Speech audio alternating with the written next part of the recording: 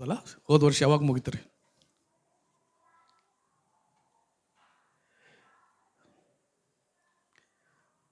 ಏನು ಅಭ್ಯಾಸ ಮಾಡ್ತಾ ಇದ್ವಿ ನೆನಪಿಲ್ಲ. ಆದರೆ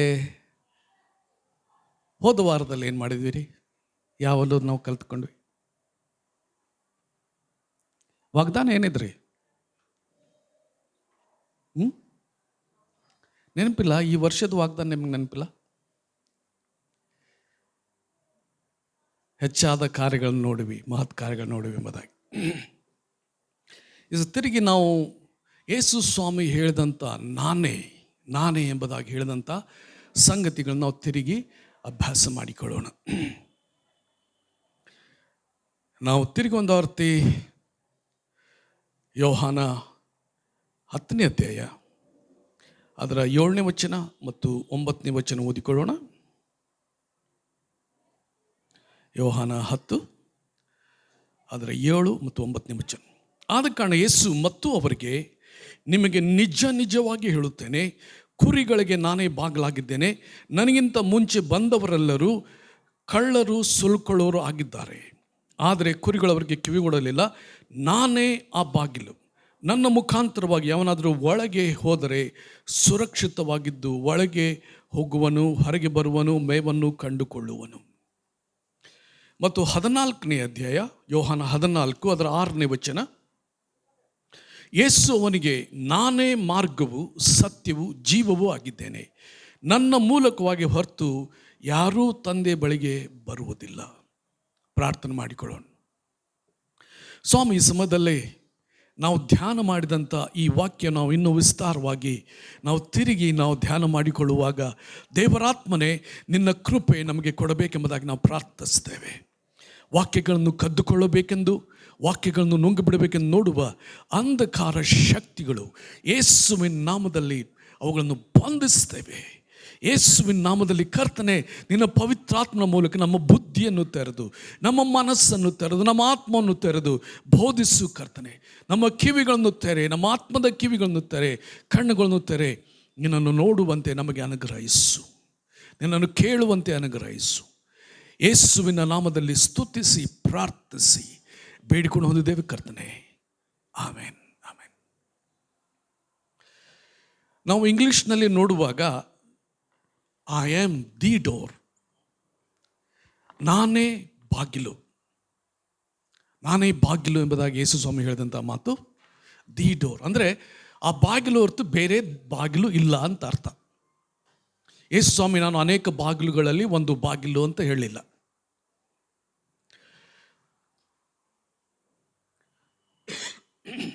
ಆತನು ಹೇಳ್ತಾ ಇರೋದೇನೆಂದರೆ, ನಾನೇ ಮಾರ್ಗ. ನನ್ನ ಮೂಲಕವಾಗಿಯೇ ಆ ಸಭೆ ಎಂಬ ಅಥವಾ ಕರ್ತನ ದೇಹವೆಂಬ ಒಂದು ಗುಂಪಿನಲ್ಲಿ ನಾವು ಸೇರಿಕೊಳ್ತೇವೆ. ಪರಲೋಕದ ಗುಂಪಿನಲ್ಲಿ ನಾವು ಸೇರಿಕೊಳ್ತೇವೆ. ಆತನೇ ಬಾಗಿಲು. ಆತನ ಹೊರತು ನಮಗೆ ಬೇರೆ ಬಾಗಿಲು ಇಲ್ಲ.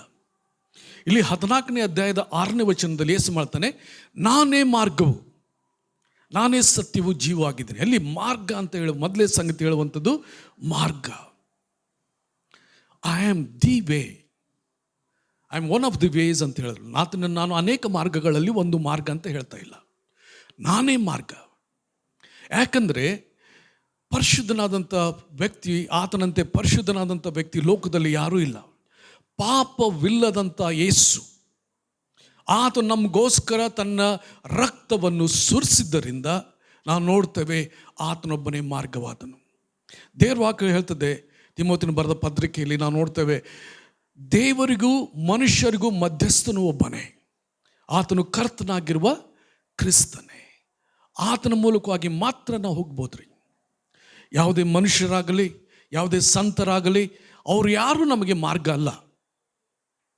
ನಾವು ಅನೇಕ ಸಾರಿ ನಾವು ನಮ್ಮ ಕ್ಯಾಥಲಿಕ್ ಬಂಧುಗಳು ಅವರು ಪ್ರಾರ್ಥನೆ ಮಾಡ್ತಾರೆ, ಮರಿಯಳಿಗೆ ಪ್ರಾರ್ಥನೆ ಮಾಡಿ ಯೇಸು ಸ್ವಾಮಿಗೆ ಅವರು ಪ್ರೇಯರ್ ಮಾಡ್ಬೇಕಂತ್ರಿ, ಆ ಯೇಸು ಸ್ವಾಮಿ ತಂದೆಗೆ ಪ್ರೇಯರ್ ಮಾಡ್ಬೇಕಂತ್ರಿ. ಇಲ್ಲ, ಡೈರೆಕ್ಟಾಗಿ ಯೇಸು ಸ್ವಾಮಿಗೆ ನಾನೇ ಮಾರ್ಗ. ಆತನ ಬಳಿಗೆ ನಾವು ಹೋಗ್ಬೇಕ್ರಿ. ಆತನ ಹೊರತು ಬೇರೆ ಮಾರ್ಗ ಇಲ್ಲ. ಆಕಾಶದ ಕೆಳಗೆ ಮನುಷ್ಯರಿಗೆ ಕೊಡಲ್ಪಟ್ಟಿರುವ ಯೇಸು ಎಂಬ ಹೆಸರನ್ನು ಹೊರತು ಬೇರೆ ಯಾವ ಹೆಸರಿನಿಂದಲೂ ನಮಗೆ ರಕ್ಷಣೆ ಆಗುವುದಿಲ್ಲ. ಆದ ಕಾರಣ ಯೇಸು ಸ್ವಾಮಿ ಅಷ್ಟು ಧೈರ್ಯದಿಂದ ಆತನು ಹೇಳ್ತಾನೆ, ನಾನೇ ಮಾರ್ಗ. ಇಲ್ಲಿ ಕೆಲವು ಸಂಶೋಧಕರಾಗಲಿ ಅಥವಾ ಶಾಸ್ತ್ರಜ್ಞರಾಗಲಿ ಅವರೇನು ಹೇಳ್ತಾರೆ, ಇದನ್ನು ಹೇಳಬೇಕಾಗಿದ್ದರೆ ಯೇಸು ಸ್ವಾಮಿ ಒಂದು ವೇಳೆ ಹುಚ್ಚನಾಗಿರ್ಬೋದು, ಇಲ್ಲವೇ ಸತ್ಯವನ್ನು ಹೇಳ್ತಾ ಇರ್ಬೋದು. ಏನಂತ ಅಂದ್ಕೊಳ್ತೀರಿ? ಯೇಸು ಸ್ವಾಮಿ ಹುಚ್ಚನಾಗಿದ್ನ? ಸಾಧ್ಯವೇ ಇಲ್ಲ. ಆತನು ಸ್ವಸ್ಥ ಬುದ್ಧಿಯೋಳನಾಗಿದ್ದ. ಅಲ್ಲಿ ಯೇಸು ಸ್ವಾಮಿ ಹೇಳ್ತಾನೆ, ನಿಜ ನಿಜ ನಿಜವಾಗಿ ಹೇಳ್ತಾನೆ, ನಾನೇ ಬಾಗಿಲಾಗಿದ್ದೇನೆ, ನಾನೇ ಬಾಗಿಲು. ಆತನ ಹೊರತು ನಮಗೆ ಬೇರೆ ಬಾಗಿಲಿಲ್ಲ. ಅದನ್ನು ನಾವು ಗ್ರಹಿಸಿಕೊಳ್ಳಬೇಕು. ಯೇಸು ಸ್ವಾಮಿ ಯಾವುದೇ ಧರ್ಮ ಸ್ಥಾಪನೆ ಮಾಡಲಿಕ್ಕೆ ಬರಲಿಲ್ಲ, ಕ್ರೈಸ್ತ ಧರ್ಮ ಸ್ಥಾಪನೆ ಮಾಡಲಿಕ್ಕೆ ಬರಲಿಲ್ಲ. ನಾವು ಹಿಂಬಾಲಿಸುವಾಗ ಕ್ರೈಸ್ತ ಧರ್ಮವನ್ನು ಹಿಂಬಾಲಿಸುವುದಿಲ್ಲ, ನಾವು ಯೇಸುವನ್ನೇ, ವ್ಯಕ್ತಿಯಾದ ಯೇಸುವನ್ನೇ ಹಿಂಬಾಲಿಸ್ತೇವೆ, ಆತನನ್ನು ಹಿಂಬಾಲಿಸ್ತೇವೆ. ಅದನ್ನು ನಾವು ಗ್ರಹಿಸಿಕೊಂಡು ಯೇಸುವನ್ನು ಹಿಂಬಾಲಿಸಿದಾಗ ವೈಯಕ್ತಿಕವಾದ ಸಂಬಂಧ ನಾವು ಆತನೊಂದಿಗೆ ಹೊಂದಿಕೊಳ್ಬೇಕು. ನಾನು ಆತನ ಕೂಡ ಮಾತಾಡ್ಬೋದು, ಆತನ ನನ್ನ ಕೂಡ ಮಾತಾಡ್ಬೋದು. ಆತನು ನಮ್ಮ ರಕ್ಷಕನಾಗಿದ್ದಾನೆ. ಅಲ್ಲಿ ಯೇಸು ಸ್ವಾಮಿ ಹುಟ್ಟುವಾಗ ಆತನಿಗೆ ಯೇಸು ಅಂತ ಹೆಸರಿಡಬೇಕು. ಯಾಕಂದರೆ ಆತನೇ ತನ್ನ ಜನರ ಪಾಪಗಳನ್ನು ನಿವಾರಣೆ ಮಾಡಿ ಕಾಯುವನು ಎಂಬುದಾಗಿ ನಾವು ನೋಡ್ತೇವೆ. ಪಾಪದ ನಿವಾರಣೆ ಮಾತ್ರ ಅಲ್ಲ, ಪಾಪದಲ್ಲಿ ಬೀಳದಂತೆ ಕಾಯುವಂಥ ಕರ್ತನು ಎಂಬುದಾಗಿ ನಾವು ನೋಡ್ತೇವೆ. ಆತನೊಬ್ಬನೇ ಮಾರ್ಗ. ಅದಕ್ಕೆ ನಾವು ಗ್ರಹಿಸಬೇಕು. ಮೊದಲನೇದಾಗಿ ನಮ್ಮ ದೇವರು ಯಾರು ಎಂಬುದಾಗಿ ನಾವು ಗ್ರಹಿಸುವುದಾಗಿದ್ದರೆ, ತಂದೆಯಾದ ದೇವರು ಯಾರು ಎಂಬುದಾಗಿ ಗ್ರಹಿಸಿದಾಗಿದ್ದರೆ, ಆತನು ಸೃಷ್ಟಿಕರ್ತನು, ಸರ್ವಶಕ್ತನು, ಸರ್ವಾಧಿಕಾರವುಳ್ಳವನು, ಸರ್ವವ್ಯಾಪಿ, ಸರ್ವಜ್ಞಾನಿಯಾಗಿರುವಂಥ ದೇವರು. ಅದೇ ಸ್ವಭಾವವುಳ್ಳಂಥ ಯೇಸುವನ್ನು ನಮಗೆ ಕಳಿಗೆ ಕಳಿಸಿಕೊಟ್ಟ, ಮನುಷ್ಯನಾಗಿ ಬಂದು ನಮಗಾಗಿ ಸತ್ತು ನಮಗೋಸ್ಕರ ಪಾಪ ವಿಮೋಚನೆಯನ್ನು ಸಂಪಾದಿಸಿಕೊಂಡವನಾಗಿ ನಮಗೋಸ್ಕರ ಜೀವವುಳ್ಳ ಹೊಸ ದಾರಿಯನ್ನು ಆತನು ನಮಗಾಗಿ ಮಾಡಿದನು. ನಾವು ಹೋದ ಸಮಯದಲ್ಲಿ ಧ್ಯಾನ ಮಾಡಿಕೊಂಡಿದ್ದು ನಾವು ನೋಡಿಕೊಂಡೇವೆ. ಯಾಕೋಬನಿಗೆ ಕನಸು ಬಿತ್ತು. ಏನು ಕನಸಿದ್ರಿ? ಅದು ಏನು ಕನಸು ಬಿತ್ತು ರೀ? ಒಂದು ನಿಚ್ಚಣಿಕೆ ಪರಲೋಕದಿಂದ ಭೂಲೋಕದವರೆಗೆ ಇಡಲ್ಪಟ್ಟಿತ್ತು. ಅದರ ಮೇಲೆ ದೇವದೂತರು ಏರುಗುತ್ತಾ ಇಳಿದು ಬರುತ್ತಾ ಇದ್ದರು. ಅದೇನು ಸೂಚಿಸ್ತದೆ? ಯೇಸು ಸ್ವಾಮಿ ಯೋಹಾನ 1:51 ನೋಡ್ತೇವೆ, ಮನುಷ್ಯ ಕುಮಾರದ ಮೇಲೆ ದೇವದೂತರು ಇಳಿದು ಬರುತ್ತಾ ಏರಿ ಹೋಗುತ್ತಾ ಇರೋದನ್ನು ಕಾಣುವಿರಿ. ಅಲ್ಲಿ ನತಾನಲ್ಗೆ ಸ್ವಾಮಿ ಇದಕ್ಕಿಂತ ಹೆಚ್ಚಿನ ಕಾರ್ಯಗಳನ್ನು ನೋಡುವಿ, ಅದರಲ್ಲಿ ಏನ್ರಿ ಓದೋನ್ರಿ? ಆತನ ಮೇಲೆ ದೇವದೂತರು ಇಳಿದು ಬರುತ್ತಾ ಏರಿ ಹೋಗುತ್ತಾ ಇರೋದು ನೋಡ್ರಿ. ನಾವು ಯೇಸುವಿನ ಕೂಡ ಸಂಬಂಧ ಹೊಂದಿಕೊಂಡ ಮೇಲೆ ನಮ್ಮ ಆತ್ಮದ ಕಣ್ಣುಗಳು ತೆರೆಯಲ್ಪಡಬೇಕು. ನಾವು ಆತ್ಮಿಕ ಜಗತ್ತಿನಲ್ಲಿ ನಾವು ನೋಡಲಿಕ್ಕೆ ಸಾಧ್ಯವಾಗಬೇಕು. ಆತ್ಮಿಕ ಜಗತ್ತಿನಲ್ಲಿ ನೋಡುವಾಗ ನಾವು ಅನೇಕ ಸಂಗತಿಗಳನ್ನು ಅರ್ಥ ಮಾಡಿಕೊಳ್ಳಲಿಕ್ಕೆ ಆರಂಭಿಸ್ತೇವೆ. ಆದರೆ ಈ ಸಮಯದಲ್ಲಿ ನಾವು ಇನ್ನು ಮುಂದೆ ಹೋಗೋಣ ಈ ಮಾರ್ಗದ ವಿಷಯದಲ್ಲಿ. ಪೌಲನು ಅಪೊಸ್ತಲರ ಕೃತ್ಯ 9ನೇ ಅಧ್ಯಾಯದ 2ನೇ ವಚನದಲ್ಲಿ ಯಾರನ್ನು ಹಿಂಸಿಸಲಿಕ್ಕೆ ಹೋದಾರಿ? ಯಾರನ್ನು ಹಿಂಸಿಸಲಿಕ್ಕೆ ಹೋದ? 9ನೇ ಅಧ್ಯಾಯದ 2ನೇ ವಚನದಲ್ಲಿ ನೋಡೋಣ ಯಾರಿಗೆ ಹಿಂಸಲಿಕ್ಕೆ ಆತನು ಪ್ರಯತ್ನ ಮಾಡ್ದ. 1ರಿಂದ ಓದಿಕೊಳ್ಳೋಣ. ಸೌಲನು ಇನ್ನೂ ಕರ್ತನ ಶಿಷ್ಯರ ಮೇಲೆ ರೌದ್ರವುಳ್ಳವನಾಗಿದ್ದು ಬೆದರಿಕೆ ಮಾತುಗಳನ್ನು ಆಡುತ್ತಾ ಅವರನ್ನು ಸಂಹರಿಸಬೇಕೆಂದು ಆಶೆ ಪಡುತ್ತಾ ಮಹಾಯಾಜಕನ ಬಳಿಗೆ ಹೋಗಿ, ಆ ಮಾರ್ಗವನ್ನು ಹಿಡಿದವರು ಯಾರಾದರೂ ಸಿಕ್ಕಿದರೆ ಅವರು ಗಂಡಸರಾದರೂ ಸರಿ ಹೆಂಗಸರಾದರೂ ಸರಿ ಅವರಿಗೆ ಬೇಡಿ ಹಾಕಿಸಿ ಯೆರೂಸಲೇಮಿಗೆ ತರುವಂತೆ ದಮಸ್ಕದಲ್ಲಿರುವ ಆಯಾ ಸಭಾ ಮಂದಿರಗೂ ನೀನು ಕಾಗದವನ್ನು ಕೊಡಬೇಕು ಅನ್ನನ್ನು ಬೇಡಿಕೊಂಡನು. ಯಾರೀ? ಆ ಮಾರ್ಗವನ್ನು ಹಿಡಿದವರು. ಯಾವ ಮಾರ್ಗ? ಯೇಸು ಎಂಬ ಮಾರ್ಗವನ್ನು ಹಿಡಿದವರು. ಆ ದಿವಸಗಳಲ್ಲಿ ಯೇಸುವನ್ನು ಹಿಂಬಾಲಿಸುವುದು ಏನ್ರಿ? ಮಾರ್ಗ ಹಿಡಿದವರು ಅಂತ. ಅದನ್ನು ಹಿಡ್ಕೊಳ್ಳಿಲ್ಲ ಅಂದ್ರೆ ಮಾರ್ಗ ಇಲ್ಲ. ಯಾಕಂದ್ರೆ ಆತನೊಬ್ಬನೇ ಮಾರ್ಗ. Who are of the way ಎಂಬುದಾಗಿ ಅಲ್ಲಿ ಹೇಳಲ್ಪಟ್ಟಿರೋದು ನೋಡ್ತೇವೆ. ಅದರ ಅಪೊಸ್ತಲ ಕೃತ್ಯ 22ನೇ ಅಧ್ಯಾಯ ಅದರ 4ನೇ ವಚನ. ಅಪೊಸ್ತಲರ ಕೃತ್ಯ 22ನೇ ಅಧ್ಯಾಯ 4ನೇ ವಚನ.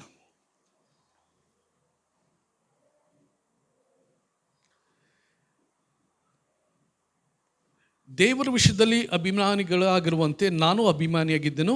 ಕ್ರಿಸ್ತ ಮಾರ್ಗದವರನ್ನು ಹಿಂಸಿಸುವನಾಗಿ ಗಂಡಸರಿಗೆ ಹೆಂಗಸರಿಗೆ ಬೇಡಿ ಹಾಕಿಸ್ತಾ ಅವರನ್ನು ಸೆರೆಮನೆಗಳಿಗೆ ಕೂಡಿ ಹಾಕುತ್ತಾ ಇದ್ದೆನು. ಇಲ್ಲ ಕ್ರಿಸ್ತ ಮಾರ್ಗ, ವೇ ಆಫ್ ಕ್ರೈಸ್ಟ್ ಅಥವಾ ದಿ ವೇ ಎಂಬುದಾಗಿ ಕೂಡ ಹೇಳಲ್ಪಟ್ಟಿದೆ. ಮತ್ತು 19ನೇ ಅಧ್ಯಾಯದ ಅದರ 9ನೇ ವಚನ. ಕೆಲವರು ತಮ್ಮ ಮನಸ್ಸುಗಳನ್ನು ಕಠಿಣ ಮಾಡಿಕೊಂಡು ಒಡಂಬಡಿತೆ ಗುಂಪು ಜನ ಮುಂದೆ ಈ ಮಾರ್ಗವು ಕೆಟ್ಟದ್ದೆಂದು ಹೇಳಲು. ದಿವೆ, ಇದು ಮಾರ್ಗ ಕೆಟ್ಟದ್ದು ಎಂಬುದಾಗಿ. ಅದು ಯಾವ ಮಾರ್ಗ ರೀ? 26ನೇ ವಚನದ ಕೊನೆ ಭಾಗ.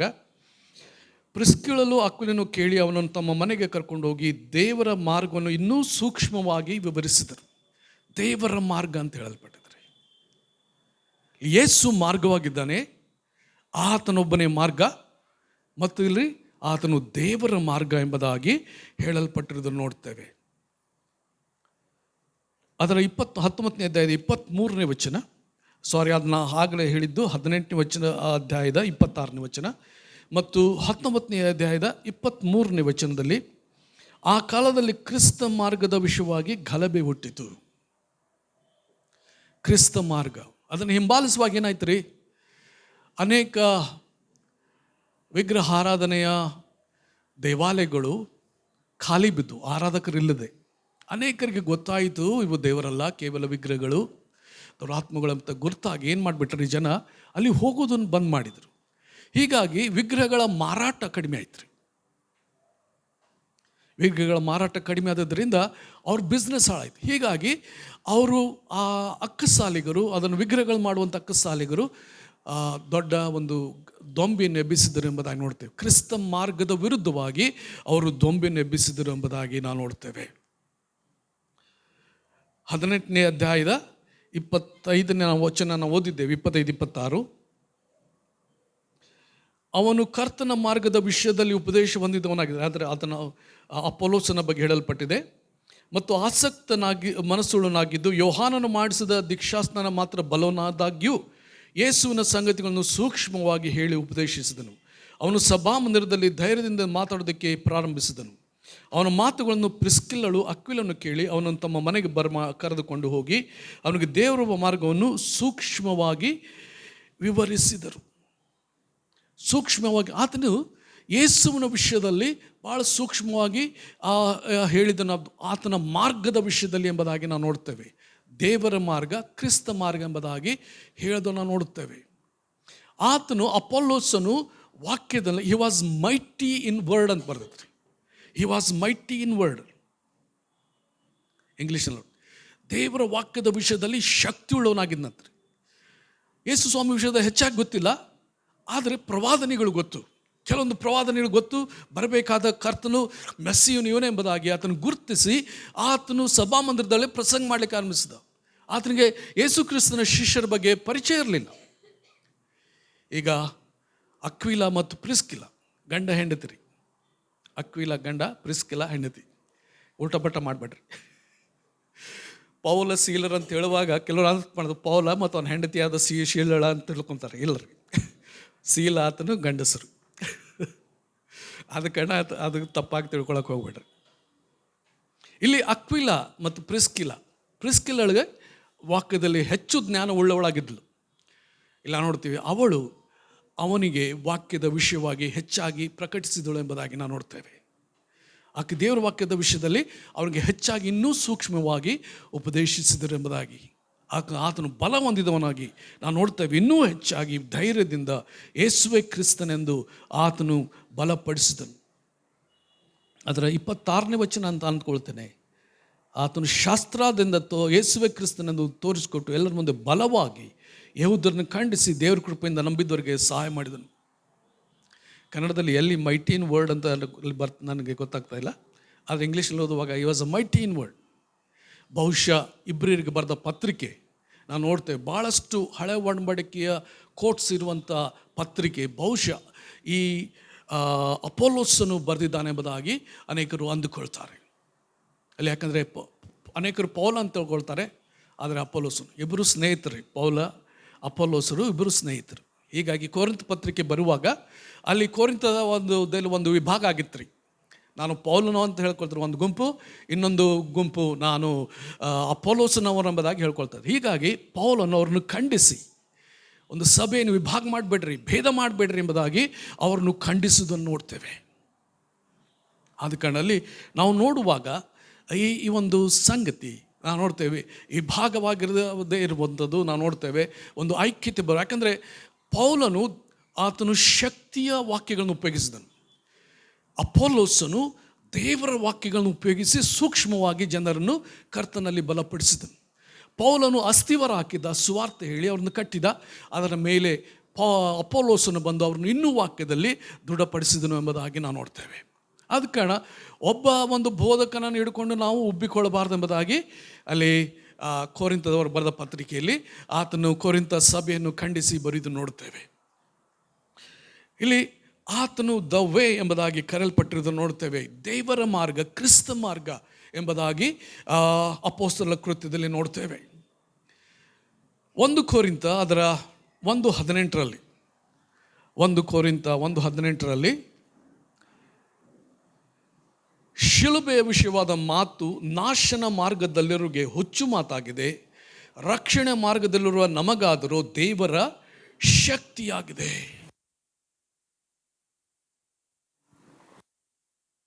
ಹಲೋ, ರಕ್ಷಣೆ ಮಾರ್ಗದಲ್ಲಿದ್ದೇವ್ರಿ.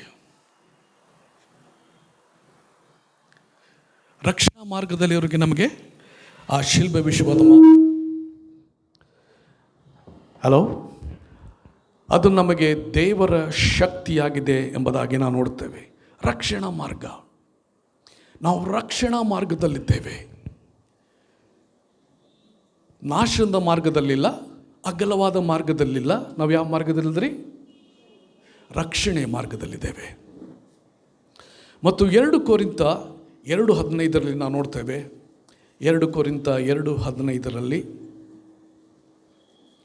ರಕ್ಷಣಾ ಮಾರ್ಗದಲ್ಲಿರುವವರಲ್ಲಿಯೂ ನಾಶನ ಮಾರ್ಗದಲ್ಲಿರುವಲ್ಲಿಯೂ ದೇವರ ಮುಂದೆ ಕ್ರಿಸ್ತನ ಪರಿಮಳವಾಗಿದ್ದೇವೆ.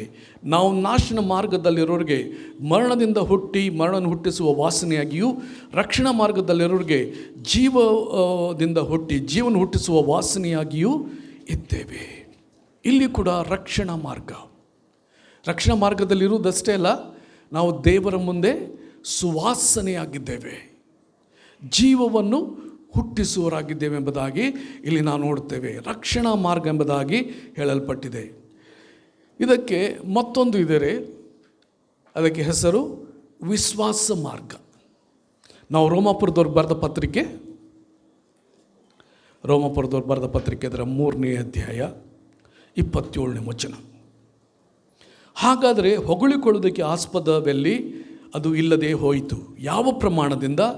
ಕರ್ಮ ಮಾರ್ಗವನ್ನು ಅನುಸರಿಸುವುದರಿಂದಲೋ ಅಲ್ಲ, ವಿಶ್ವಾಸ ಮಾರ್ಗವನ್ನು ಅನುಸರಿಸುವುದರಿಂದಲೇ. ಇಲ್ಲಿ ವಿಶ್ವಾಸ ಮಾರ್ಗ ಎಂಬುದಾಗಿ ಕರೆಯಲ್ಪಟ್ಟಿದ್ದನ್ನು ನೋಡ್ತೇವೆ. ಅದು ವಿಶ್ವಾಸ ಮಾರ್ಗ, ಕರ್ತನ ಮೇಲೆ ನಂಬಿಕೆ ಇಟ್ಟು ಹೋಗುವಂಥ ಮಾರ್ಗ. ನಾವು ಕರ್ತನ ಕಡೆ ಬರುವಾಗ ನಮ್ಮ ಪಾಪಗಳ ಪರಿಹಾರವಾಗ್ತದೆ ಎಂಬುದಾಗಿ ನಂಬಿಕೆಯಿಂದ ಬರುವಂಥ, ನಾವು ಆತನ ಬಳಿಗೆ ಬರುವಾಗ ನಂಬಿಕೆಯಿಂದ ಬರಬೇಕೆಂಬುದಾಗಿ ನೋಡ್ತೇವೆ. ಯಾವ ರೀತಿ ಅಬ್ರಹಾಮನು ನಂಬಿಕೆಯ ಹೆಜ್ಜೆ ಇಟ್ಟು ಹೋದನೋ ಅದೇ ಹೆಜ್ಜೆಯಲ್ಲಿ ನಾವು ನಡಿಬೇಕು. ರೋಮ 4:12 ನೋಡ್ತೇವೆ.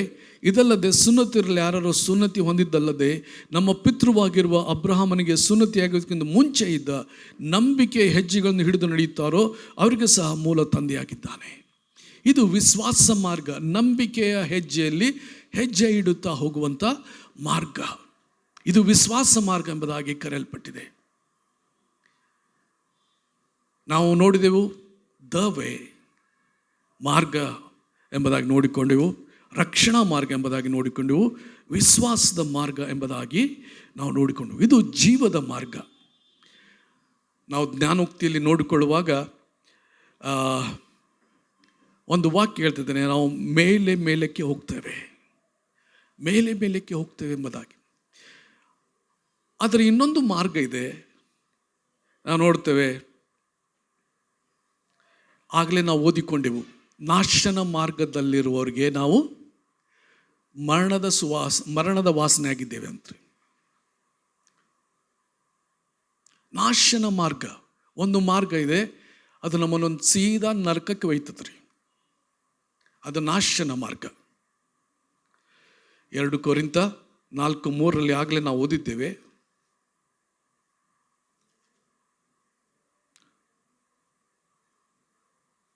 ನಾವು ಅದನ್ನು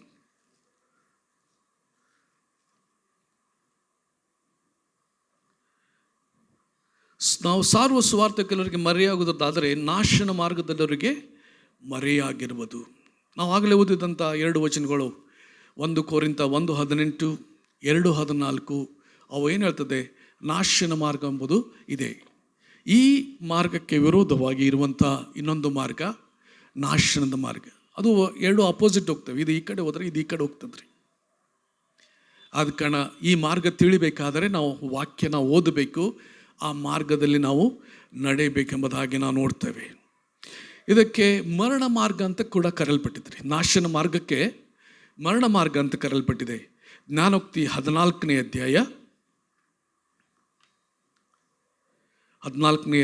ಅದರ 12ನೇ ವಚನ. ಜ್ಞಾನೋಕ್ತಿ 14:12, ಮನುಷ್ಯ ದೃಷ್ಟಿಗೆ ಸರಳವಾಗಿ ತೋರುವ ಒಂದು ದಾರಿಯುಂಟು, ಕಟ್ಟ ಕಡೆಗೆ ಅದು ಮರಣ ಮಾರ್ಗವೇ. ಮನುಷ್ಯ ದೃಷ್ಟಿಗೆ ಸರಳ ಕಾಣುವಂಥ ದಾರಿ.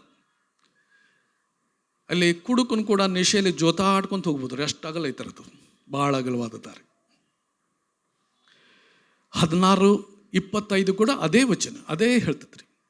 ಮನುಷ್ಯ ದೃಷ್ಟಿಗೆ ಸರಳವಾಗಿ ತೋರುವ ಒಂದು ದಾರಿ ಉಂಟು, ಅದು ಕಟ್ಟ ಕಡೆಗೆ ಮರಣ ಮಾರ್ಗ. ಅನೇಕ ಸಾರಿ ನಾವು ಪರಿಶುದ್ಧತೆಯಲ್ಲಿ ನಡೆಯೋದ್ರ ಬದಲು ನಾವು ಅನೇಕ ಸಾರಿ ನಾನು ಹಿಂಗೆ ಮಾಡಿಬಿಟ್ರೆ ನಡೀತದೆ, ಹಂಗೆ ಮಾಡಿಬಿಟ್ರೆ ನಡೀತದೆ, ನಾನು ವಿಗ್ರಹದಲ್ಲಿ ಭಾಳ ಬಗ್ಗಿಸೋ ನಡೀತದೆ, ನಾನು ಚಿಕ್ಕದಾಗಿ ವ್ಯಭಿಚಾರ ಮಾಡಿದರೆ ನಡೀತದೆ. ಇಲ್ಲ, ಆ ಮಾರ್ಗದಲ್ಲಿ ನಾವು ನಡಿಬೇಕ್ರಿ. ಆ ಮಾರ್ಗದಲ್ಲಿ ಬಂದ ಮೇಲೆ ನಾವು ಅದರಲ್ಲಿ ನಾವು ನಡಿಬೇಕು, ಪರಿಶುದ್ಧತೆಯಲ್ಲಿ ನಾವು ನಡೆಯಬೇಕು. ಮತ್ತಾಯ 7:13-14 ಯೇಸು ಸ್ವಾಮಿ ತಾನೇ ಹೇಳಿದಂಥ ಮಾತು. ಮತ್ತಾಯ 7:13-14, ಇಕ್ಕಟ್ಟಾದ ಬಾಗಿಲಿಂದ ಒಳಗೆ ಹೋಗಿರಿ, ನಾಶನಕ್ಕೆ ಹೋಗುವ ಬಾಗಿಲು ದೊಡ್ಡದು, ದಾರಿ ಅಗಲವು, ಅದರಲ್ಲಿ ಹೋಗುವರು ಬಹುಜನ.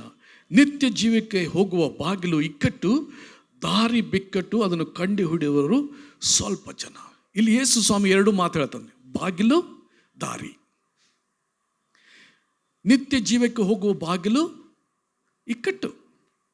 ನಾವು ನೋಡ್ತೇವೆ, ಅದರ ಬಹಳ ನುಸುಳಿಕೊಂಡು ಹೋಗುವಂಥ ಸಣ್ಣದಾದಂಥ ಬಾಗಿಲು. ದಾರಿ ಬಿಕ್ಕಟ್ಟು, ಒಳಗೆ ಹೋಗುವ ದಾರಿ ಬಹಳ ಒಂದು ನ್ಯಾರೋವೇ, ಅದು ಬಿಕ್ಕಟ್ಟಾದ ದಾರಿ, ಬಹಳ ನ್ಯಾರೋ ಇರುವಂಥ, ಅದು ಬಹಳ ಎಚ್ಚರಿಕೆಯಿಂದ ನಡಿಬೇಕಾದಂಥ ದಾರಿ ಎಂಬುದಾಗಿ ನೋಡುತ್ತೇವೆ. ಆದರೆ ನಾಶನಕ್ಕೆ ಹೋಗುವ ಬಾಗಿಲು ದೊಡ್ಡದಂತ್ರಿ. ಅದಕ್ಕೆ ಮಹಾಬಾಗಿಲು ಅಂತ ಕರಿಬೋದು, ಗೇಟ್ವೇ ಅಂತ ಕರಿಬೋದು ರೀ. ಗೇಟ್ವೇ ಆಫ್ ಇಂಡಿಯಾ ಅಂತೇಳ, ಗೇಟ್ವೇ ಆಫ್ ಹೆಲ್ ಅಂತ ಹೇಳ್ಬೋದು ರೀ. ಅದಕ್ಕೆ ಭಾಳ ಅಗಲ ಐತಂತ್ರಿ, ಭಾಳ ಚಂದ ಐತಂತ್ರಿ. ಒಬ್ಬನು ನರಕಕ್ಕೆ ಹೋಗ್ಬೇಕಾದ್ರೆ ಅಲ್ಲಿ ದೇವ್ರು ಹೇಳಿದ್ರಂತೆ, ಮೊದಲು ನರಕ ನೋಡ್ಕೊಂಡು ಬಾ, ಆಮೇಲೆ ನಿನ್ಗೆ ಮನಸ್ಸಿದ್ರೆ ಪರಲೋಕವನ್ನು ಪ್ರವೇಶಿಸ್ಬೋದು ಅಂತ. ನರಕಕ್ಕೆ ಅವನು ಹೋದಾಗ ಅಲ್ಲಿ ಒಳಗಡೆ ಜನ ಕುಡಿತಾ ಇದ್ರಂತ್ರಿ, ಪಾರ್ಟಿ ಮಾಡ್ತಾ ಇದ್ರಂತ. ಅವನು ಬೆಂಕಿ ಕಾಣಲಿಲ್ಲ, ಹುಳ ಕಾಣಲಿಲ್ಲ, ಏನೂ ಕಾಣಲಿಲ್ಲ. ಅಲ್ಲಿ ಪರಲೋಕದ ಬೇರೆ ಮುಂದೆ ಮತ್ತೆ ತಿರುಗಿ ಬಂದಾಗ ಅವನು ಹೇಳ್ದ, ನಾನು ನರಕಕ್ಕೆ ಹೋಗ್ತೇನೆ, ಅಲ್ಲಿ ಪಾರ್ಟಿ ನಡೀತಾ ಇದೆ. ಅಲ್ಲಿ ಆಗಲಿ ಅಂತ ಅಂದ್ಬಿಟ್ಟ ದೇವರು. ನರಕಕ್ಕೆ ಬಂದಾಗ ಇಲ್ಲಿ ಒಮ್ಮೆ ಪಿಕ್ಚರ್ ಚೇಂಜ್ ರೀ. ಬೆಂಕಿ ಉರುತ್ತದೆ, ಬೆಂಕಿಲಿ ಜನರು ಕೂಗಾಡ್ತಾರೆ, ಚೀರಾಡ್ತಾ ಇದ್ದಾರೆ. ಹೀಗ್ಯಾಕೆ ಆಯ್ತು ಅಂತ ಕೇಳಿದ್ರು ಅಲ್ಲಿರುವಂಥ ನರಕದ ದೂತನ ಕೇಳಿ. ಹಿಂಗೇಕೆ ಅಂತ, ಅದು ಜಸ್ಟ್ ಅಡ್ವರ್ಟೈಸ್ಮೆಂಟ್ ನರಕಕ್ಕೆ. ಅದು ಅಡ್ವರ್ಟೈಸ್ಮೆಂಟ್, ಬನ್ನಿರಿ ಒಳಗಡೆ ಅಂತ ಹೇಳಲಿಕ್ಕೆ. ನಾವು ಅನೇಕ ಸಾರಿನ ಮಾಡ್ತೇವೆ, ಸರಳವಾದ ದಾರಿಯಿಂದ ಹೋಗ್ಲಿಕ್ಕೆ ನೋಡ್ತೇವೆ ರೀ, ಭಾಳ ಸರಳ. ಅಲ್ಲಿ ಆ ಸೈತಾನ್ ಭಾಳ ಅಟ್ರಾಕ್ಷನ್ ಮಾಡ್ತಾನೆ ರೀ. ಈಗ ಪಾರ್ಟಿ ಇದೆ, ಮಜಾ ಇದೆ. ಪಾಪದಲ್ಲಿ ಪ್ಲೆಷರ್ ಇದೆ ರೀ, ಮಜಾ ಇದೆ. ಆದರೆ ಎಲ್ಲಿ ಹೋಗ್ತದ್ರಿ? ನಮ್ಮ ನರಕಕ್ಕೆ ಹೋಯ್ತದೆ, ಅಪರಾಧಿ ಮನೋಭಾವಕ್ಕೆ ಹೋಯ್ತದೆ ರೀ, ಶಾಂತಿ ಸಮಾಧಾನ ಕಳ್ಕೊಳ್ತೇವೆ ರೀ. ಮೊದಲು ಆರಂಭದಲ್ಲಿ ಪ್ಲೆಷರ್ ಇರ್ತದೆ, ಸಂತೋಷ ಪಡ್ತೇವೆ ಪಾಪದೊಳಗೆ. ಆಮೇಲೆ ಮುಂದೆ ಹೋದಂಗ್ರಿ ಅಪರಾಧಿ ಮನೋಭಾವನೆ, ಮನಃಶಾಂತಿ ಕಳ್ಕೊಳ್ತೀರಿ. ಮನಃಶಾಂತಿ ಮಾತ್ರ ಅಲ್ಲ, ಸಾವಕಾಶವಾಗಿ ಆರೋಗ್ಯ ಕಳ್ಕೊಳ್ಬೋದು ಮತ್ತು ಬೇರೆ ಅನೇಕ ಸಂಗತಿಗಳನ್ನ ಕಳ್ಕೊಳ್ಬೋದು. ಅದು ಸೈತಾನ ಅಡ್ವರ್ಟೈಸ್ಮೆಂಟ್ ರೀ. ಇಲ್ಲಿ ಸಂತೋಷ ಇದೆ ಬರ್ರಿ, ಇಲ್ಲಿ ಭಾಳ ಮಜಾ ಇದೆ ಬರ್ರಿ ಅಂತ ಕರೀತಾನ. ನಾವು ಅದರಲ್ಲಿ ಹೋಗೋದು ಬೇಡ.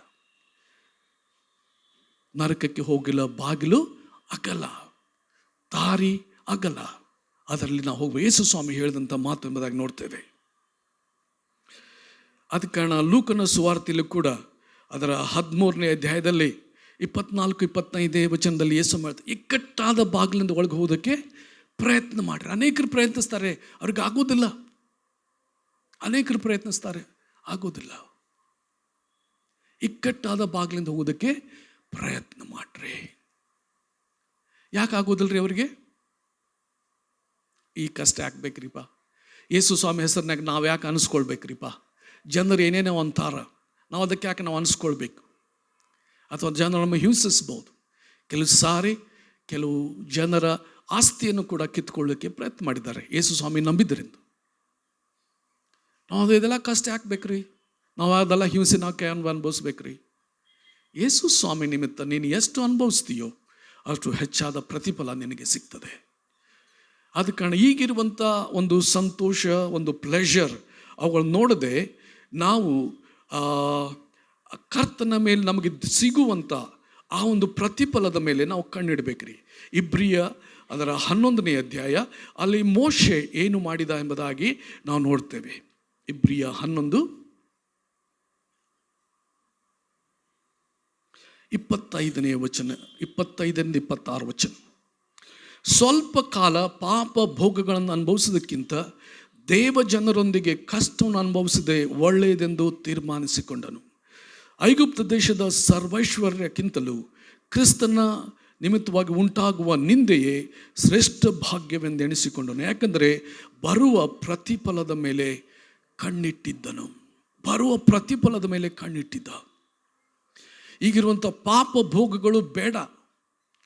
ಆತನು ರಾಜನ ಸ್ಥಾನದಲ್ಲಿದ್ದುಕೊಂಡು, ರಾಜಕುಮಾರನ ಸ್ಥಾನದಲ್ಲಿದ್ದುಕೊಂಡು ಆತನು ಪ್ರಜೆಗಳಿಗೆ ಅನ್ಯಾಯ ಮಾಡಿ ಅವ್ರ ಆಸ್ತಿ ನೋಡ್ಕೊಳ್ಬೋದಾಗಿತ್ತು, ಸ್ತ್ರೀಯರನ್ನು ಅವನು ರೇಪ್ ಮಾಡ್ಬೋದಾಗಿತ್ತು, ಮನಸ್ಸು ಬಂದಂತೆ ಜೀವನ ಮಾಡ್ಬೋದಾಗಿತ್ತು. ಅದೆಲ್ಲ ಬೇಡ. ನನಗೆ ಈ ಅಧಿಕಾರ, ಈ ಒಂದು ಪಾಪ ಭೋಗಗಳ ಒಂದು ಪ್ಲೆಷರ್ ನನಗೆ ಬೇಡ ಅಂಥೇಳಿ ನಾವು ನೋಡ್ತೇವೆ. ದೇವಜನರಿಗೆ ಕಷ್ಟವನ್ನು ಅನುಭವಿಸಿದೆ ಎಂದು ತೀರ್ಮಾನಕ್ಕೂ. ನನ್ನ ಪ್ರಿಯ ಸಹೋದರ, ನಾವು ಅನೇಕ ಸಾರಿ ಕ್ರಿಸ್ತನನ್ನು ಹಿಂಬಾಲಿಸುವಾಗ ರೋಗ ಪರಿಹಾರಕ್ಕಾಗಿ ಹಿಂಬಾಲಿಸ್ತೇವೆ, ಕಷ್ಟ ಪರಿಹಾರಕ್ಕಾಗಿ ಹಿಂಬಾಲಿಸ್ತೇವೆ, ಅನೇಕ ಸಂಗತಿಗಳಿಂದ ದೇವರು ನಮ್ಮನ್ನು ಬಿಡಿಸಬೇಕೆಂಬುದಾಗಿ ನಾವು ಹಿಂಬಾಲಿಸ್ತೇವೆ. ಆದರೆ ಮತ್ತೊಂದು ಸಂಗತಿ ನಮಗೆ ಕೂಡ ಬರ್ತದೆ.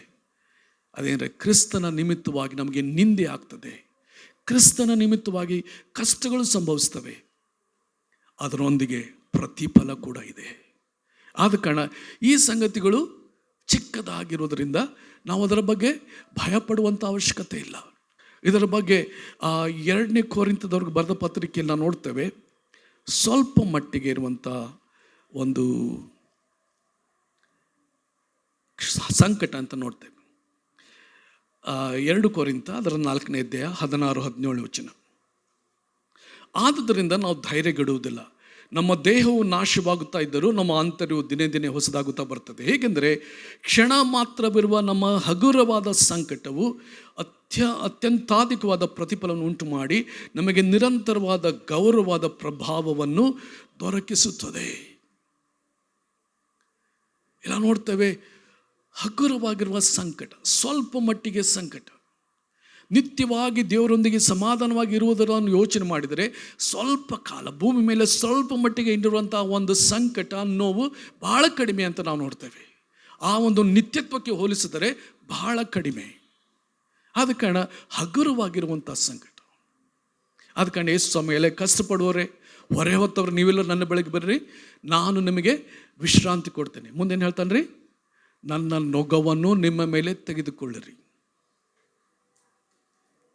ನೊಗ, ಆತನ ನೊಗ, ಆತನ ಮನಸ್ಸನ್ನು ಆತನ ಮೇಲೆ ತೆಗೆದುಕೊಳ್ಳೋಣ. ಆತನ ಭಾರ ಏನಿದೆ ತೆಗೆದುಕೊಳ್ಳುವ. ಏನ್ರಿ?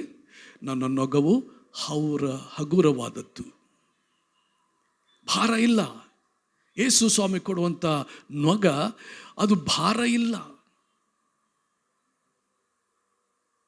ಅದಕ್ಕೆ ಅದನ್ನು ನಾವು ನೋಡುವ 11:28 ನೋಡ್ತೇವೆ. ಮತ್ತು 11:20 ಎಲ್ಲೇ ಕಷ್ಟಪಡುವವರು ಇರ್ತಾರೆ, ನನ್ನ ಬಳಿಗೆ ಬನ್ನಿರಿ. ಆತನು ಕೊಡುವಂಥ ನೊಗ ಹಗುರವಾದದ್ದು. ನಾವು ಅನೇಕ ಸಾರಿ ಈ ಲೋಕದಲ್ಲಿ ನಾವು ಚಲಿಸುವಾಗ ಉಂಟಾಗಿರುವಂಥ ಅನೇಕ ಲೌಕಿಕ ಸಂಗತಿಗಳಿಗಾಗಿ ನಾವು ಭಾಳ ಆಶೆ ಪಡ್ತಿರ್ಬೋದು. ಈಗ ಯೇಸು ಸ್ವಾಮಿ ಬಂದರೆ, ಇವತ್ತೇ ಬಂದರೆ ಏನ್ರಿ, ನಮ್ಮ ಮನೆ ಕಟ್ಟಿಸ್ಕೊಂಡೇನ್ರಿ, ಅದು ಯಾರಿಗೆ ಹೋಗ್ತದೆ? ನಾನು, ನಮ್ಮ ಮಿಸ್ಸಸ್ಸು, ಸೂಸಿ ಎತ್ತಲ್ಪಡ್ತೀವಿ ರೀ. ಯಾರಿಗೆ ರೀ? 7 ವರ್ಷ ಯಾರು ಇರ್ತಾರಲ್ಲ, ಯಾರು ಇರ್ತಾರೋ ಗೊತ್ತಿಲ್ಲ. ಅದು 7 ವರ್ಷ ಆದಮೇಲೆ ಯೇಸು ಸ್ವಾಮಿ ಕೊಟ್ಟು ತಿರುಗಿ ಬರ್ತೇವೆ. ನನಗೆ ಅದೇ ಮನೆ ಕೊಡ್ತಾನೆ ಯೇಸು ಸ್ವಾಮಿ ಗೊತ್ತಿಲ್ಲ, ಅದೇ ದೊಡ್ಡವ್ರ ಮನೆ ಕೊಡ್ತಾನೆ ಗೊತ್ತಿಲ್ಲ. ಅದು ಲೌಕಿಕವಾದದ್ದು.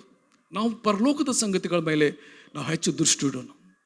ಪರಲೋಕದ ಸಂಗತಿಗಳು ನಾವು ದೃಷ್ಟಿ ಇಡುವಾಗ ಲೋಕದ ಸಂಗತಿಗಳು ಅಲ್ಪವಾಗಿ ಕಾಣಿಸ್ತವೆ, ಅಲ್ಪವಾಗಿ ಕಾಣಿಸ್ತವೆ. ಆದ ಕಾರಣ ಆ ಒಂದು ಸಂಗತಿಗಳಲ್ಲಿ ಮೋಶೆ ಬರುವ ಪ್ರತಿಫಲದ ಮೇಲೆ ಕಣ್ಣಿಟ್ಟಿದ್ದ.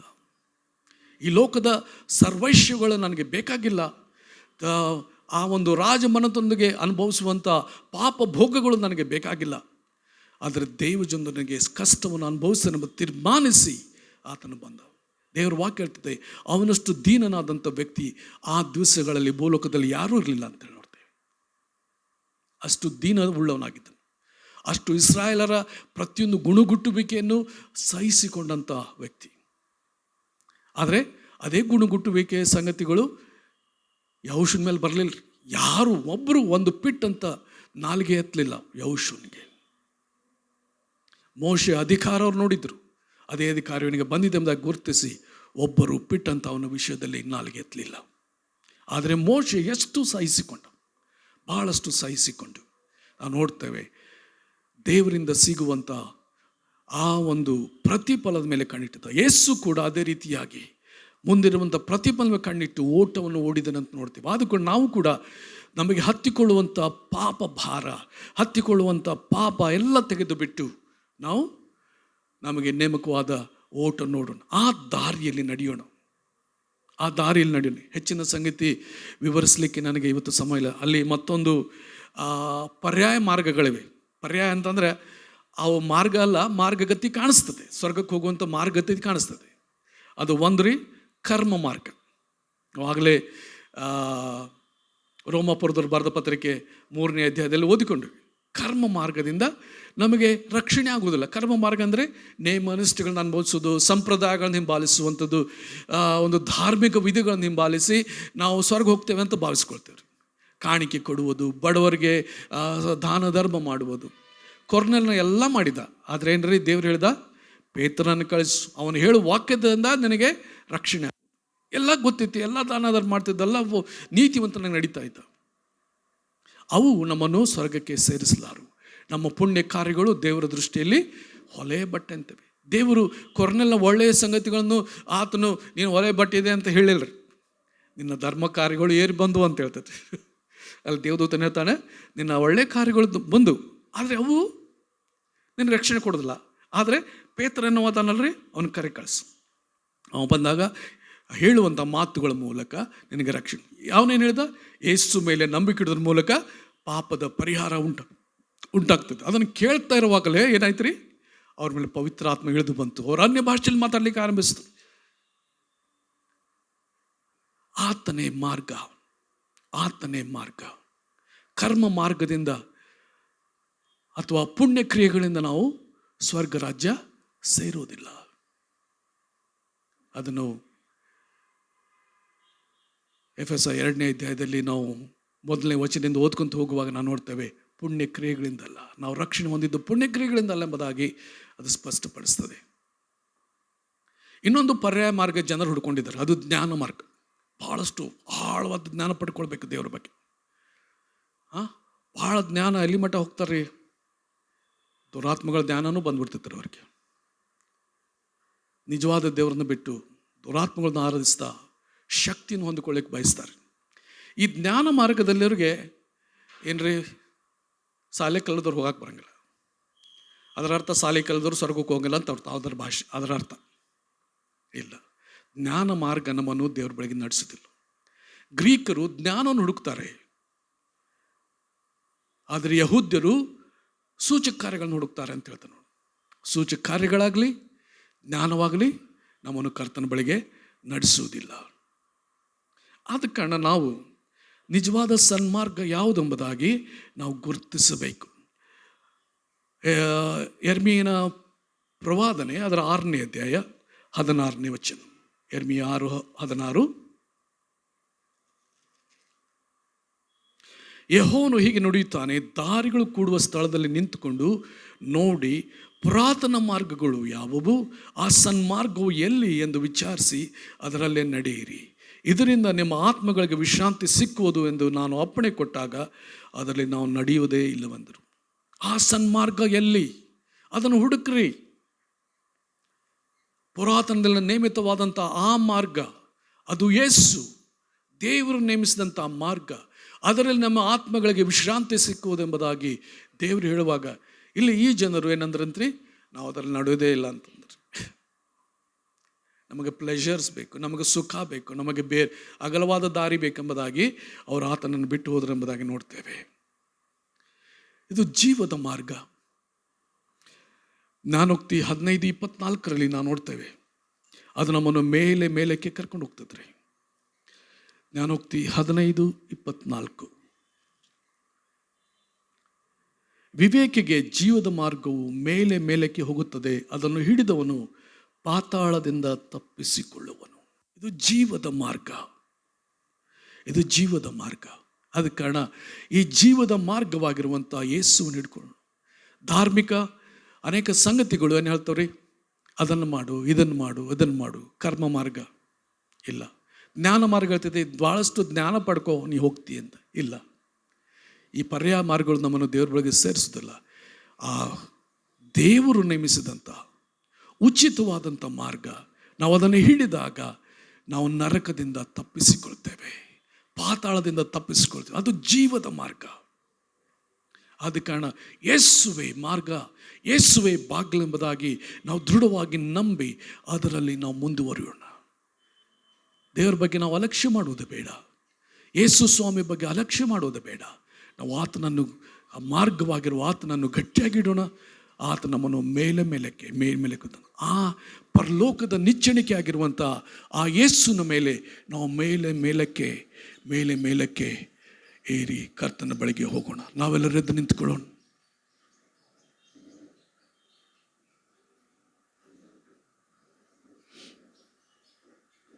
ಹಲ್ಲೆಲೂಯಾ.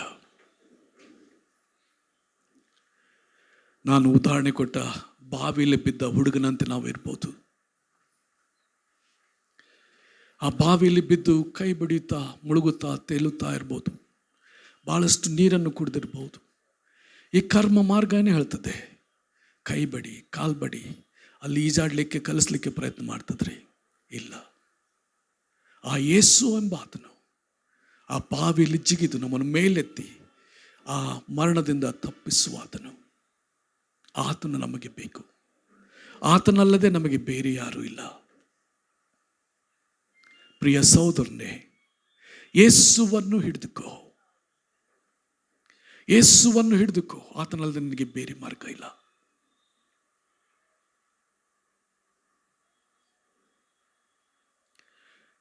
ಪಾಪಕ್ಕಾಗಿ ಪಶ್ಚಾತ್ತಾಪ ಪಡೋಣ. ತಪ್ಪಾದ ದಾರಿಯಲ್ಲಿ ಹೋದದ್ದಕ್ಕಾಗಿ ನಾವು ಕರ್ತನ ಮುಂದೆ ಪಶ್ಚಾತ್ತಾಪ ಪಡೋಣ.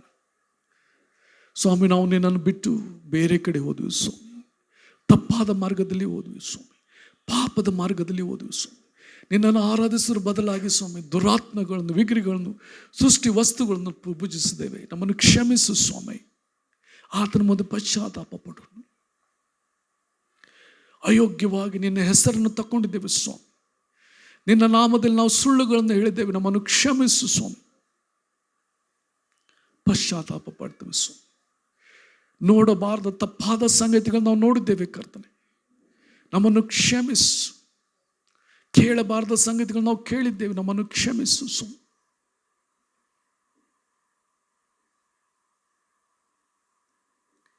ಯೇಸುವೇ ಕರುಣಿಸು ಸ್ವಾಮಿ, ಕರುಣಿಸು. ಮಾದಕ ಪದಾರ್ಥಗಳನ್ನು ಸೇವಿಸಿದ್ದೇವೆ, ನಮ್ಮನ್ನು ಕ್ಷಮಿಸು ಸ್ವಾಮಿ.